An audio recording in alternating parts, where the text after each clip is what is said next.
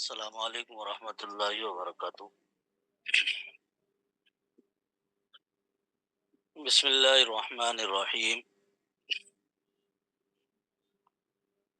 قل اللہم مالک الملک تؤتی الملک من تشاء وتعز من تشاء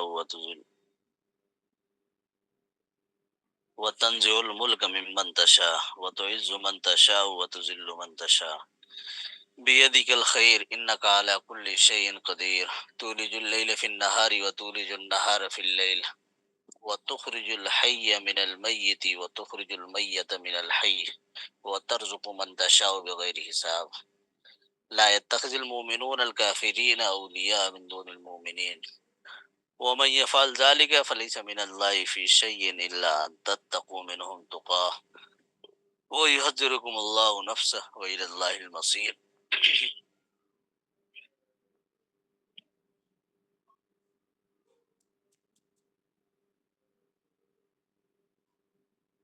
پچھلے ہفتے کا جو آخری درس قرآن تھا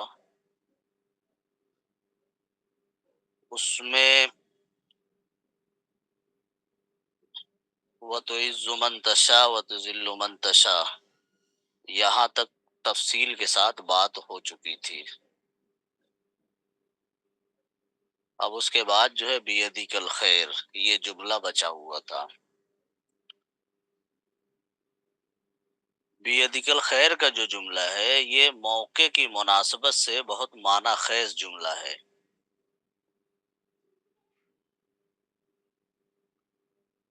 اور اس کے اندر کچھ خاص اشارے بھی پوشیدہ ہیں جن کو سمجھنا یا جن کو جاننا انسان کے لیے ایمان پر شرح صدر کے لیے ضروری ہے۔ بہت سے وسوسے اور بہت سے خیالات جو انسان کے دل و دماغ میں آتے ہیں، بہت سے شبہات جو آتے ہیں، وہ بیدک الخیر کا جو استعمال ہے اس کی معنی خیزی کو اگر آدمی جان لے تو بہت سے شبہے ختم ہو جائیں گے۔ اگر پیچھے سے اس کو ملا کر کے دیکھیں تو پیچھے دو باتیں اللہ نے ذکر کی ہیں۔ ایک تو یہ کہ توت الملک من تشاء کہ سلطنت جس کو چاہتے ہیں آپ سلطنت دے دیتے ہیں، وتنزع الملک ممن تشاء اور جس سے چاہتے ہیں آپ سلطنت چھین لیتے ہیں۔ اور پھر فرمایا کہ وتعز من تشاء جس کو چاہتے ہیں آپ عزت دیتے ہیں، وتذل من تشاء اور جس کو چاہتے ہیں ذلیل کر کے رکھ دیتے ہیں۔ تو یہ دو چیزوں کا ذکر آیا، سلطنت دینا، سلطنت چھیننا، عزت دینا اور ذلیل کرنا۔ اب ظاہری اعتبار سے اگر دیکھیں، انسانی لحاظ سے اگر دیکھیں تو ایک خیر کا پہلو ہے اور ایک شر کا پہلو ہے۔ سلطنت دینا ہمارے لحاظ سے خیر ہے، بھلائی ہے، سلطنت چھیننا ہمارے لحاظ سے شر ہے، برائی ہے۔ عزت دینا ہمارے لحاظ سے خیر ہے، ذلت دینا یہ ہمارے لحاظ سے شر ہے۔ دو پہلو اس کے اندر بیان کیے گئے، ایک خیر کا پہلو اور ایک شر کا پہلو۔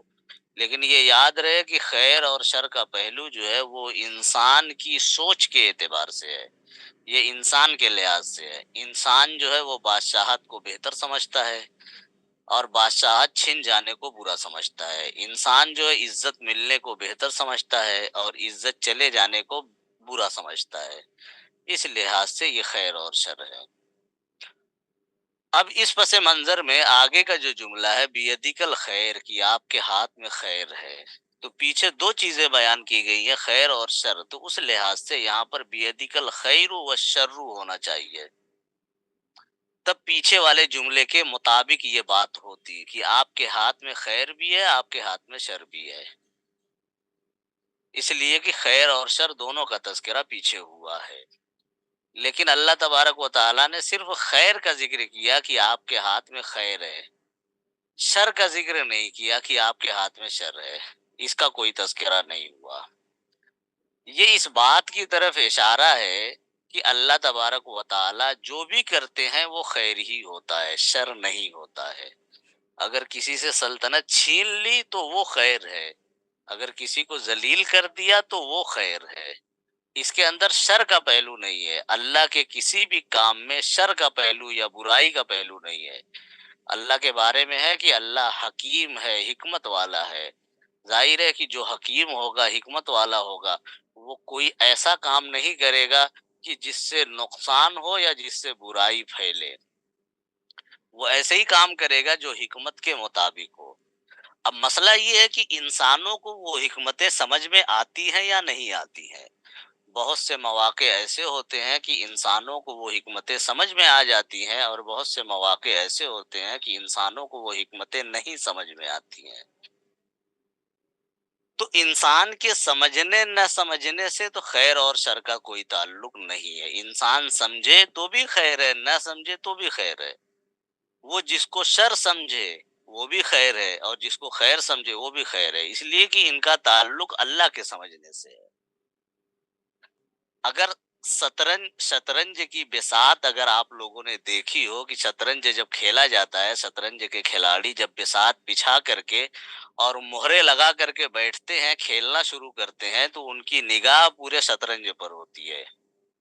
اور جب وہ چالیں چلتے ہیں تو چال چلنے کے لیے بہت سے مواقع ہوتے ہیں۔ وہ چاہے تو اپنی چال داہنی طرف چل دیں، چاہے تو بائیں طرف چل دیں، چاہے تو اپنے مہرے کو آگے بڑھا دیں، چاہے تو اپنے مہرے کو پیچھے ہٹا دیں۔ ان کے پاس بہت سارے آپشن ہوتے ہیں، بہت ساری چیزیں ان کے پاس ہو، بہت سارے آپشن ہوتے ہیں ان کے پاس کہ وہ آگے پیچھے جیسے چاہیں ویسے کریں۔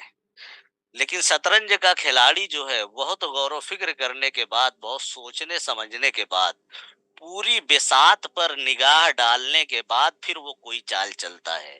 اور اس کے چال چلنے میں ہمیشہ یہ بات ملحوظ رہتی ہے، ہمیشہ اس کا لحاظ رکھتا ہے کہ آج وہ اس وقت جو چال چل رہا ہے تو یہ چال اگلی چال کے لیے یا اس کی بعد والی چال کے لیے فائدہ مند ہو۔ اس میں بسا اوقات ایسا ہوتا ہے کہ وہ کبھی اپنے مہرے کو پٹوا دیتا ہے، کبھی دوسرے کے مہرے کے پیٹنے کا موقع رہتا ہے لیکن نہیں پیٹتا ہے اس کو کاٹ کے ہٹانے کا موقع رہتا ہے لیکن نہیں کاٹ کے ہٹاتا، اس لیے کہ وہ دیکھتا ہے کہ بعد میں اگر اس کو ابھی میں کاٹ دوں تو اگر دوسری یا تیسری چال میں جو ہے میرا زیادہ نقصان ہو جائے گا، یا یہ ہے کہ شطرنج کی بساط سے میں باہر نکل جاؤں گا۔ اب اگر سامنے کوئی اناڑی آدمی کھڑا ہو جس کو شطرنج کی بساط کا علم نہ ہو، جس کو واقفیت نہ ہو، یا جس کو بہت سرسری سی معلومات ہو شطرنج کے بارے میں، اس کی چالوں کے بارے میں، جس کو بہت سرسری سی معلومات ہو، تو وہ تو دیکھ کر کے یہی کہے گا کہ یہ جو ہے اس کے مہرے کو کاٹ سکتا تھا لیکن اس نے نہیں کاٹا، یہ ادھر چل دیا، اس نے بیوقوفی کی، جب کاٹ سکتا تھا تو کاٹ دینا چاہیے تھا، اس کا فائدہ ہوتا، لیکن وہ نہ کاٹ کر کے اپنے دوسری چالوں کو آگے بڑھاتا ہے۔ تو دیکھنے والے کو جو اناڑی ہے یا جس کو کم سمجھ ہے شطرنج کی، دیکھنے والا سمجھتا ہے کہ یہ غلط چال چل رہا ہے، حالانکہ وہ جو ماہر ہوتا ہے وہ صحیح چال چلتا ہے، اس کو معلوم ہے کہ اس چال کے چلنے کا فائدہ آگے چل کر کے کیا ہوگا۔ وہ ہمیشہ اس اعتبار سے چلتا ہے کہ آگے جو نتیجہ نکلے وہ اس کے حق میں نکلے، وہ اس کے لیے مفید ہو، وہ اس کے لیے بہتر ہو۔ تو یہ تو انسانوں کی زندگی کا مسئلہ ہے، یعنی شطرنج کی بساط پر جو لوگ بیٹھتے ہیں ان کا یہ مسئلہ ہے کہ وہ اتنا دور تک دیکھ کر کے کام کرتے ہیں۔ پوری بساط پر ان کی نگاہ ہوتی ہے کہ کون سی چال کب کہاں کیسے چلنی ہے، پوری بساط پر ان کی نگاہ ہوتی ہے۔ اور اناڑی آدمی کی نگاہ جو ہے وہ صرف سامنے والے مہرے پر ہوتی ہے کہ اس کو کاٹا جا سکتا ہے تو اس کو کاٹ دے۔ تو یہ انسانوں کا معاملہ ہے۔ اب اسی کی روشنی میں دنیا کے معاملے کو سمجھا جا سکتا ہے۔ یہ نہیں ہے کہ اسی جیسا دنیا کا معاملہ ہوتا ہے، اس جیسا دنیا کا معاملہ نہیں ہوتا ہے۔ ظاہر ہے کہ شطرنج کی بساط اور دنیا دونوں میں زمین آسمان کا فرق ہے، لیکن سمجھنے کے لیے دنیا کے معاملے کو اسی کی روشنی میں سمجھا جا سکتا ہے کہ اللہ کی نگاہ جو ہوتی ہے وہ پوری دنیا پر ہوتی ہے، دنیا کے ہر ہر چپے اور ہر حصے پر ہوتی ہے۔ دنیا کے اندر کوئی بھی حرکت ہو، کوئی بھی عمل ہو، کوئی بھی تبدیلی ہو، کوئی بھی انقلاب ہو، تو وہ تبدیلی اور وہ انقلاب دنیا کے حق میں بہتر کیسے بنے گی یہ اللہ کی نگاہ میں ہوتا ہے، اللہ کو معلوم ہے۔ اس ملک میں تبدیلی ہوگی تو اس تبدیلی کا دنیا پر کیا اثر پڑے گا، فلاں ملک میں اگر تبدیلی ہوگی تو اس تبدیلی کا دنیا میں کیا اثر پڑے گا۔ اللہ کی نگاہ پوری دنیا پر ہوتی ہے۔ اس لیے بظاہر بہت سی تبدیلیاں یا بہت سی چیزیں ایسی ہوتی ہیں کہ جن کو ہم دیکھتے ہیں تو لگتا ہے کہ بہت برا ہوا. ہماری نگاہ چونکہ پوری دنیا پر نہیں ہے، ہم اس اناڑی کی طرح ہیں جو شطرنج کے بساط کے صرف ایک حصے کو دیکھ رہا ہے. ہمارے اندر وہ مہارت نہیں ہے دنیا کے چلانے کی، اس لیے ہم دیکھتے ہیں تو ہم کو ایسا لگتا ہے کہ یار یہ جو ہے غلط ہو رہا ہے، فلاں جگہ جو ہے صحیح نہیں ہو رہا ہے، فلاں تبدیلی جو ہے وہ مفید نہیں ہے. لیکن جس کو دنیا چلانا ہے اس کی نگاہ پوری دنیا پر ہے، اس کو معلوم ہے کہ یہاں پر جو تبدیلی ہوگی اس کا بعد میں چل کر کے کیا اثر پڑے گا، اور یہاں پر جو تبدیلی ہوگی یا یہاں پر جو معاملہ ہوگا اس کا بعد میں چل کر کے کیا اثر پڑے گا. دنیا کے اندر بہت سی ایسی تبدیلیاں ہوتی ہیں جو ہم کو شر نظر آتی ہیں. کہیں پر جنگ چھڑ گئی، لگتا ہے کہ بہت ظلم ہو رہا ہے، بہت شر پھیل گیا دنیا کے اندر. کہیں پر طوفان آ گیا، کہیں پر آندھی آ گئی، کہیں پر بارش بہت زیادہ ہو گئی، کہیں پر بارش رک گئی. اب اس طرح کی تبدیلیوں کو ہم محسوس کرتے ہیں کہ بہت برا ہوا، بہت خراب ہوا، دنیا کے لیے یا دنیا کے لوگوں کے لیے بہت خراب ہوا. اس لیے کہ ہماری نگاہ صرف وہیں پر ہے، جہاں پر بارش زیادہ ہوئی ہم اسی کو دیکھ رہے ہیں، جہاں پر بارش نہیں ہوئی ہم اسی کو دیکھ رہے ہیں، جہاں پر جنگ ہو رہی ہے ہم اسی کو دیکھ رہے ہیں. دنیا کے اور حصے پر ہماری نگاہ نہیں ہے. اس کا جو اثر ہوگا مستقبل میں آگے چل کر کے، اس کا جو اثر ہوگا وہ اثر ہمارے علم میں نہیں ہے، ہم کو نہیں معلوم ہے کہ اس کا اثر کیا ہونے والا ہے. بس ہم کو لگ رہا ہے کہ اس وقت برا ہو رہا ہے تو ہم اس کو شر سمجھ لیتے ہیں. ہم کو نہیں معلوم کہ اس برائی کے پیٹ سے کون سی بھلائی پیدا ہوگی، ہم کو اس بات کا علم نہیں ہے تو ہم اس کو برا سمجھ لیتے ہیں. اور اسی کو بنیاد بنا کر کے بہت سے لوگ اعتراض بھی کرنے لگتے ہیں، بہت سے لوگ طرح طرح کے خیالات میں بھی پڑ جاتے ہیں کہ اگر اللہ ہے تو وہ ایسا کیوں کر رہا ہے، فلاں لوگوں پر ظلم کیوں ہونے دے رہا ہے، فلاں جگہ اس طرح کی آفت کیوں آ رہی ہے، فلاں جگہ اس طرح کی مصیبت کیوں آ رہی ہے. ظاہر ہے کہ فلاں جگہ جو اس طرح کی آفت آ رہی ہے، فلاں جگہ جو اس طرح کی مصیبت آ رہی ہے، تو وہ یہ نہیں ہے کہ اللہ کو اس جگہ کے لوگوں سے اللہ کو کوئی پرسنل دشمنی ہے، بلکہ دنیا کے اندر تبدیلی، دنیا کو باقی رکھنے کے لیے اس درجے کی تبدیلی ضروری ہے کہ کبھی کبھی بعد میں فائدہ اٹھانے کے لیے پہلے شطرنج پر اپنا مہرہ پٹوانا پڑتا ہے تاکہ بعد میں فائدہ اٹھایا جا سکے. تو دنیا کو باقی رکھنے کے لیے اور دنیا کو چلانے کے لیے اور دنیا کے توازن کو برقرار رکھنے کے لیے اس طرح کی تبدیلیاں ہوتی رہتی ہیں، اس طرح کی تبدیلیاں ضروری ہوتی ہیں. اور اگر وہ تبدیلی نہ آئے تو دنیا تباہ ہو جائے، اگر وہ تبدیلی نہ آئے تو دنیا کا توازن ختم ہو جائے، دنیا برباد ہو جائے گی اس طرح کی تبدیلی اگر نہ آئے تو اللہ کی نگاہ پوری دنیا پر ہوتی ہے. وہ کوئی بھی عمل کرتا ہے دنیا کے اندر، کوئی بھی تصرف کرتا ہے تو وہ پوری دنیا کے لحاظ سے تصرف کرتا ہے، اور ہم اس تصرف کو صرف ایک جگہ کے لحاظ سے دیکھتے ہیں کہ یہاں پر یہ تصرف ہو رہا ہے تو یہ غلط ہو رہا ہے، یہاں پر یہ معاملہ ہو رہا ہے تو یہ غلط ہو رہا ہے. اور اللہ کو معلوم ہے کہ یہاں پر یہ معاملہ ہوگا تو اس کا صحیح اثر کہاں پر جا کر کے پڑے گا، یا اس کا صحیح فائدہ کہاں پر جا کر کے پڑے گا. اس کی مثالیں ہماری زندگی میں بہت ہوتی ہیں، ایک دو مثالیں نہیں ہوتی ہیں، اس کی ہزاروں مثالیں ہوتی ہیں. کہ ایک چیز جو ہم کو بظاہر بری لگتی ہے، بظاہر ہم کو خراب لگتی ہے کہ یہ چیز ایسا کیوں ہو گیا، بہت دکھ ہوتا ہے، بہت تکلیف ہوتی ہے، لیکن بعد میں چل کر کے وہی چیز جو ہے وہ ہمارے لیے بھلائی بن جاتی ہے. اس کی ایک عمومی مثال اگر لیں، ہر شخص اپنی زندگی سے اس مثال کو سمجھ سکتا ہے کہ اگر باپ ہمیشہ زندہ رہے تو بیٹا جو ہے وہ کبھی اپنے پاؤں پر نہیں کھڑا ہو پائے گا، بیٹا جو ہے وہ کبھی خود مختار نہیں ہو پائے گا، بیٹے کے اندر فیصلہ کرنے کی صلاحیت نہیں رہے گی، بیٹے کو وہ تجربات نہیں حاصل ہو پائیں گے جو باپ کی غیر موجودگی میں تجربات حاصل ہوتے ہیں. باپ ہوتا ہے تو وہ ایک صاحبان کی طرح ہوتا ہے، وہ ایک چھتری کی طرح ہوتا ہے، وہ اپنے بیٹے کو ہر دکھ درد سے بچا کر کے رکھتا ہے، لوگوں کی نگاہوں سے بچا کر کے رکھتا ہے، لوگوں کے غلط رویوں سے اور غلط سلوک سے بچا کر کے رکھتا ہے. ظاہر ہے کہ باپ اگر ہمیشہ رہے، بیٹے کے سر پر باپ کا سایہ اگر ہمیشہ رہے تو بیٹے کو بہت سے تجربات نہیں ہوں گے، بہت سی ایسی چیزیں ہوں گی جو ضروری ہے زندگی گزارنے کے لیے، لیکن بیٹے کو وہ چیزیں حاصل نہیں ہوں گی.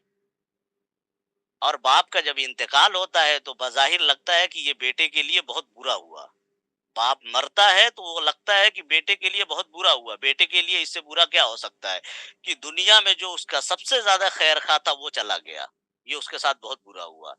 لیکن اسی برائی کے پیٹ سے کتنی بھلائیاں پیدا ہوتی ہیں کہ بعد میں وہ اپنے پاؤں پر کھڑا ہوتا ہے، لوگوں کے رویوں کو جھیلتا ہے، زمانے کے حوادث کو دیکھتا ہے، اس کو تجربہ حاصل ہوتا ہے، چیزوں کے سمجھنے کا پرکھنے کا اس کو تجربہ حاصل ہوتا ہے، پھر وہ اپنے تجربے کو اپنی دوسری پیڑھی تک منتقل کرتا ہے۔ اس طریقے سے دنیا چلتی رہتی ہے۔ اگر ایک ہی باپ ہمیشہ کے لیے باقی رہ جائے تو ظاہر ہے کہ اس کے نیچے کی جتنے نسلیں ہوں گی سب ناتجربہ کار ہو جائیں گی، سب بیکار ہو جائیں گے۔ تو باپ کا مرنا بیٹے کے حق میں بظاہر برا ہے، لیکن اگر مستقبل کے اعتبار سے دیکھے تو یہ بہت اچھا ہے، یہ بہت ضروری ہے کہ اگر باپ نہ مرے تو بیٹا ناکارہ ہو جائے گا، یہ بہت ضروری ہے، ایسا ہونا بالکل ضروری ہے، لازمی ہے۔ اب باپ مرا، آدمی حال کے اعتبار سے کہہ رہا ہے کہ بہت برا ہوا، ہمارے ساتھ بہت برا ہوا کہ باپ کا انتقال ہو گیا، لیکن مستقبل کے اعتبار سے اگر دیکھا جائے تو باپ کا مرنا بہت ضروری تھا، اگر نہیں مرتا تو یہ بیکار ہو کر کے رہ جاتا۔ یہی معاملہ دنیا کے چلانے کا بھی ہے کہ اللہ تبارک و تعالیٰ کی نگاہ میں مستقبل وغیرہ سب کچھ ہے۔ آج ایک جگہ جنگ ہو رہی ہے، ہم کو لگ رہا ہے کہ بہت برا ہو رہا ہے، لیکن مستقبل کے لیے وہی جنگ ضروری ہے، مستقبل کو بہتر کرنے کے لیے وہی جو آج جنگ ہو رہی ہے جو ہم کو برا لگ رہا ہے وہی ضروری ہے، کہ بعد میں چل کر کے آج کا جو نقصان ہے یا آج کا جو ظلم ہم نے سہا ہے یہی بعد میں چل کر کے ہمارے لیے مفید بنے گا، ہماری زندگی کے لیے مفید بنے گا۔ یہ تو ہر شخص اپنی زندگی میں یعنی اپنے آس پاس دیکھ کر کے ان چیزوں کو محسوس کر سکتا ہے۔ رسول اللہ صلی اللہ علیہ وسلم کی سیرت میں بھی اس طرح کے واقعات ملتے ہیں، اس طرح کی چیزیں ملتی ہیں۔ ایک بہت مشہور واقعہ رسول اللہ صلی اللہ علیہ وسلم کی زندگی میں صلح حدیبیہ کا پیش آیا تھا۔ صلح حدیبیہ کا معاملہ یہ ہوا تھا کہ وہاں پر مسلمانوں کو دبا کر کے صلح کی گئی تھی، مسلمانوں کو بالکل بے بس کر کے صلح کی گئی تھی، صلح کی شرطیں ایسی رکھی گئی تھی کہ جو سرے سے مسلمانوں کے خلاف جاتی تھی۔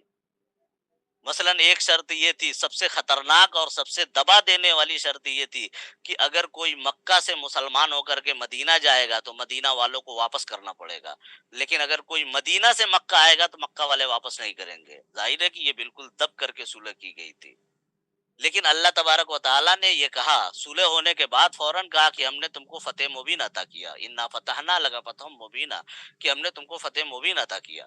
اس وقت صحابہ کرام کو یہ بات سمجھ میں نہیں آ رہی تھی کہ ہم اتنا دب کر کے صلح کیے ہیں تو یہ فتح مبین کیسے ہے؟ جب اتنا دب کر کے ہم نے صلح کی ہے تو یہ تو ہماری شکست ہے نہ کہ ہماری فتح ہے۔ لیکن بعد کے حالات نے بتا دیا کہ وہ صلح ضروری تھی، اگر وہ صلح نہیں ہوتی تو جو فائدے حاصل ہوئے وہ فائدے نہیں حاصل ہو سکتے۔ اس صلح کا سب سے بڑا فائدہ یہ حاصل ہوا کہ مسلمان جو ہے وہ مسلسل جنگ میں الجھا کر کے رکھے گئے تھے۔ مکہ کی زندگی میں تھے تو ظلم و ستم کے برداشت کرنے میں ان کی زندگی گزر رہی تھی، اور جب مدینہ ہجرت کر کے آئے تو یہاں پر بھی کفار نے ان کو چین سے بیٹھنے نہیں دیا، مسلسل ان کو جنگ میں الجھائے رکھا، مسلسل ان کو لڑائی میں الجھائے رکھا۔ بدر کی لڑائی ہوئی، احد کی لڑائی ہوئی، اور خندق کی لڑائی ہوئی، یہ ساری لڑائیاں جو ہے مسلسل ان کو مسلمانوں کو الجھا کر کے رکھا گیا۔ اسلام کی اشاعت کا موقع ہی نہیں ملتا تھا، مسلمانوں کو اس کا موقع ہی نہیں ملتا تھا کہ وہ عرب سے باہر نکل کر کے اسلام کو پھیلائیں۔ جب صلح ہوئی ہے تو امن و امان ہوا، لوگ مطمئن ہو گئے کہ اب 10 سالوں تک لڑائی نہیں ہوگی، 10 سال کے لیے صلح تھی تو اب 10 سالوں تک لڑائی نہیں ہوگی۔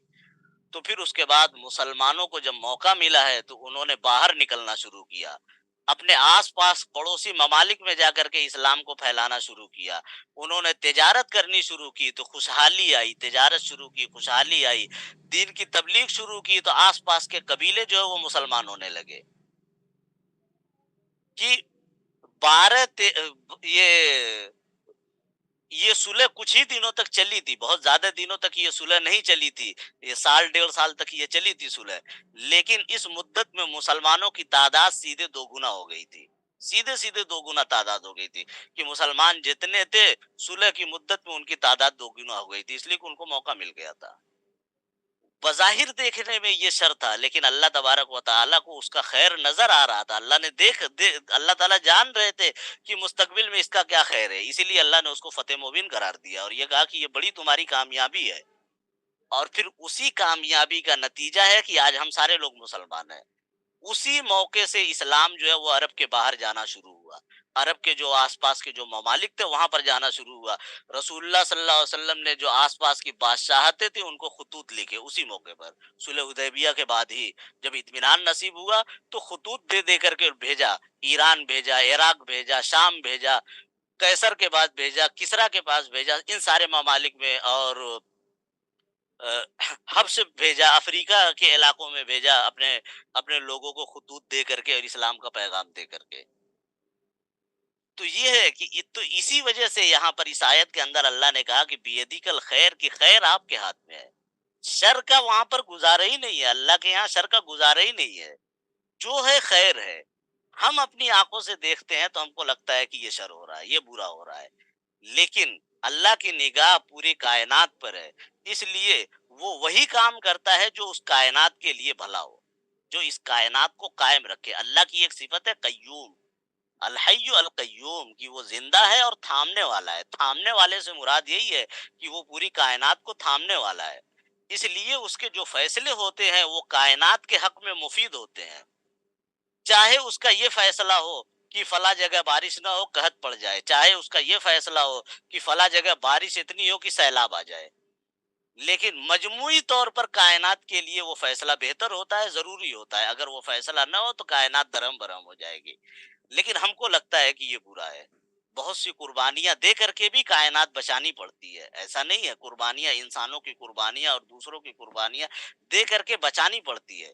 جیسے شطرنج کی بساط پر جو ماہر ہوتا ہے وہ اپنی بعض گوٹیوں کو پٹوا کر کے آگے اپنی کامیابی، یعنی اپنے شطرنج کی بساط پر اپنے آپ کو باقی رکھنے کے لیے بعض گوٹیوں کو کٹواتا ہے، اپنے بعض موروں کو کٹواتا ہے وہ، تو ایسا بھی ہوتا ہے۔ تو اس طرح سے کائنات چلتی ہے، تو اسی لیے اللہ نے کہا کہ خیر ہے۔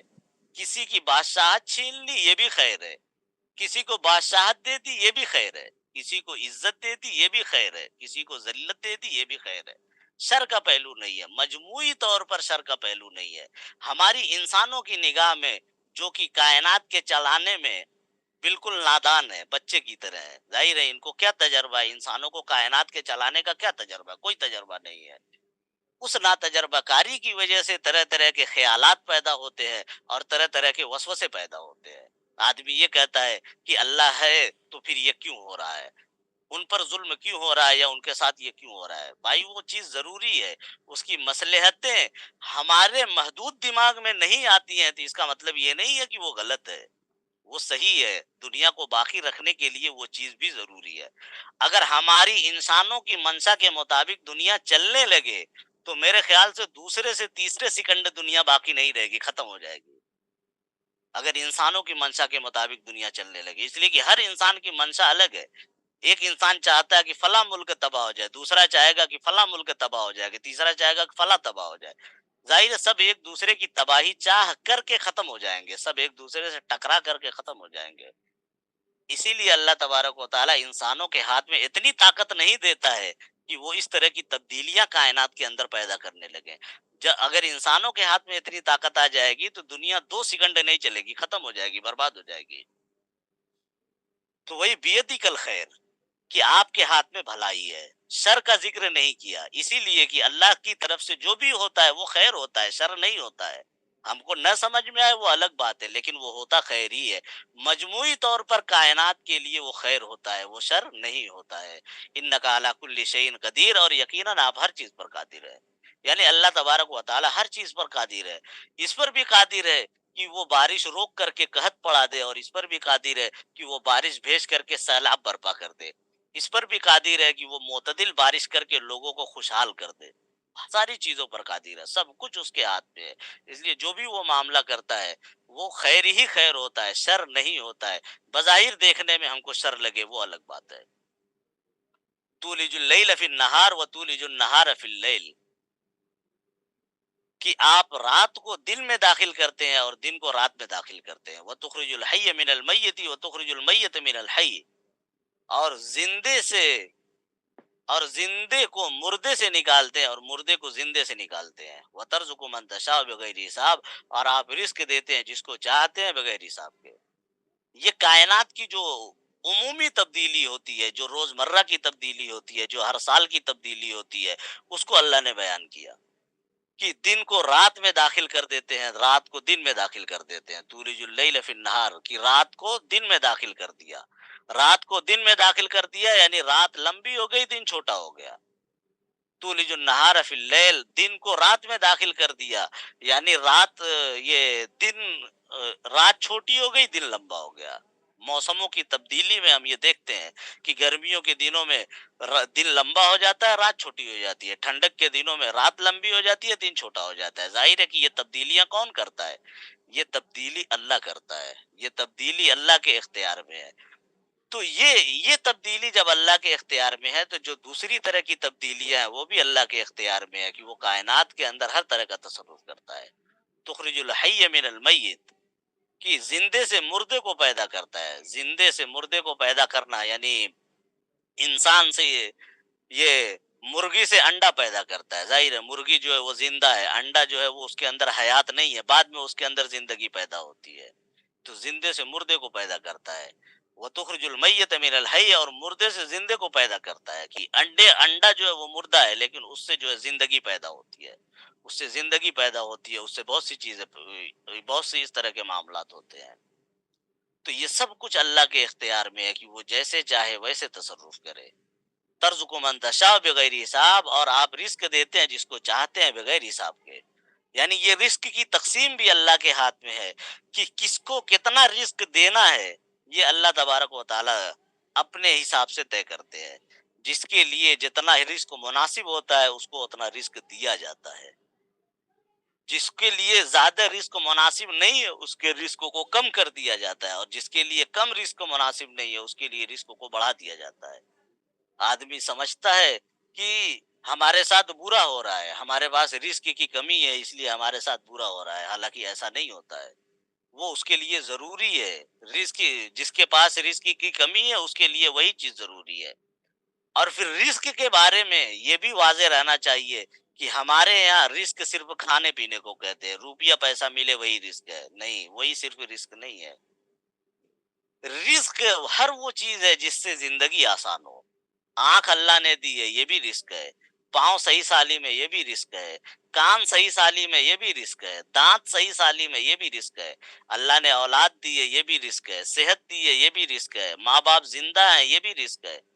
اولاد فرما بردار ہے، یہ بھی رزق ہے. بیوی ایسی ہے کہ جو چاہنے والی ہے، محبت کرنے والی ہے، یہ بھی رزق ہے. گھر مکان ملا ہوا ہے، یہ بھی رزق ہے. تو اللہ تعالیٰ مختلف لوگوں کو مختلف طرح کا رزق دیتا ہے. مختلف لوگوں کو مختلف طرح کا رزق دیتا ہے. کسی کو روپیے پیسے کا رزق دیتا ہے، کسی کو صحت کا رزق دیتا ہے. کسی کے پاس روپیہ پیسہ بہت ہے لیکن صحت نہیں ہے. کسی کے پاس صحت ہے لیکن روپیہ پیسہ نہیں ہے.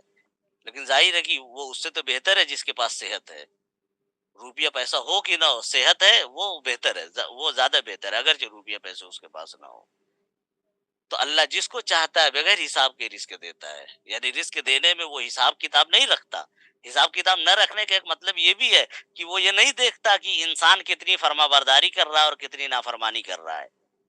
انسان کے اعمال کا حساب رکھ کر کے رزق نہیں دیتا ہے. ایک مطلب اس کا یہ بھی ہے. ایک مطلب یہ ہے کہ بے انتہا دیتا ہے، بغیر حساب کا مطلب بے انتہا دیتا ہے. اور ایک مطلب یہ بھی ہے کہ انسان کے اعمال کا حساب رکھ کر کے نہیں دیتا ہے کہ اس نے نیکی کی ہے اس لیے اس کو زیادہ دیا جائے، اس نے وہ برا کیا اس لیے اس کو کم دیا جائے. بغیر کسی حساب کے دیتا ہے.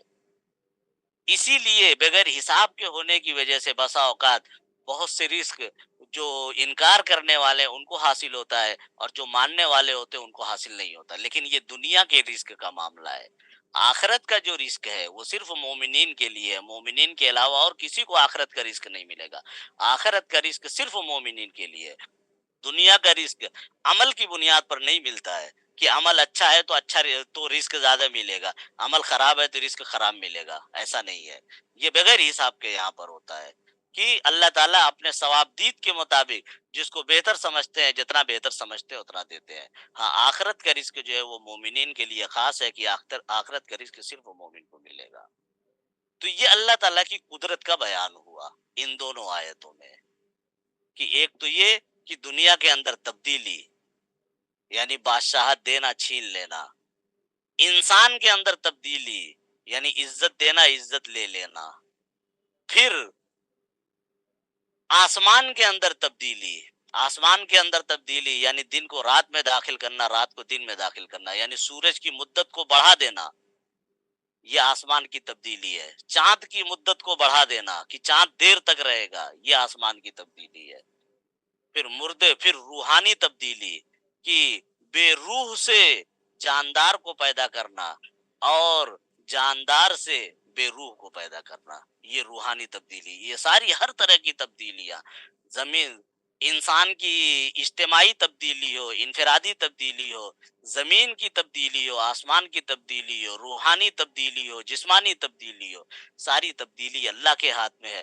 وہ جیسے چاہتا ہے ویسے تصرف کرتا رہتا ہے، اس کی قدرت جو ہے وہ ہر اعتبار سے مکمل ہے۔ ٹھیک ہے، یہاں تک ہو گیا۔ اب اس کے بعد کی جو آیت ہے اس کے اندر خاص حکم ہے مومنین اور کافروں کو لے کر کے، اور خاص طور سے ان کی دوستی کو لے کر کے، کہ دوستی کس حد تک جائز ہے اور کس حد تک ناجائز ہے، انشاءاللہ اس کو